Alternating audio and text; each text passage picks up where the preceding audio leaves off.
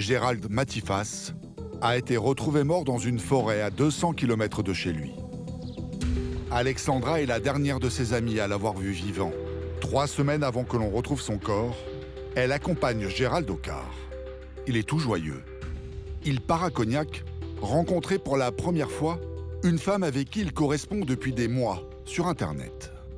Mais le week-end en amoureux tant attendu ne va pas vraiment se dérouler comme son ami l'espère. Alors que s'est-il passé? Qui est cette mystérieuse femme avec qui il a rendez-vous?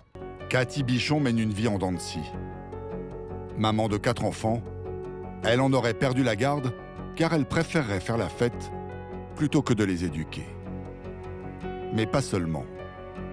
Comme nous le raconte sa meilleure amie, Vanessa.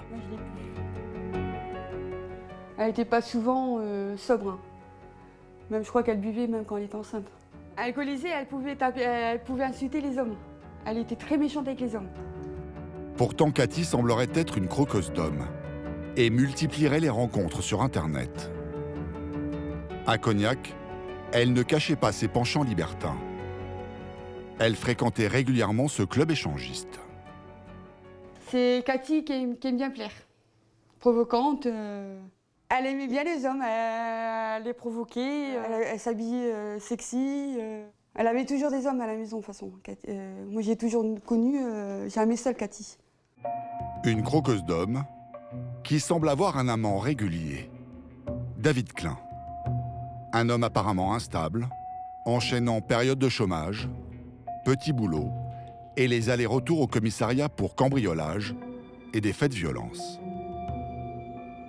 Priscilla, son ex-petite amie, les aurait subis pendant 1 an. Selon elle, le pire est souvent passé tout près, comme ce jour qu'elle n'oubliera jamais. Donc il est arrivé dans la cuisine, on était en train de s'engueuler, et là il a pris le couteau, il m'a bousculé, il m'a mis à terre, et il me l'a mis sous la gorge, puis même collé, hein, c'était pas... C'est un couteau de traiteur, donc oui, forcément, c'est des couteaux qui coupent bien, qui sont faits pour désosser des carcasses. Oui. Donc oui, ça fait peur, c'est terrifiant.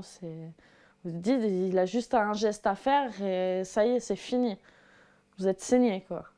Heureusement, ma petite voisine a frappé à la porte et est venue me secourir, on va dire.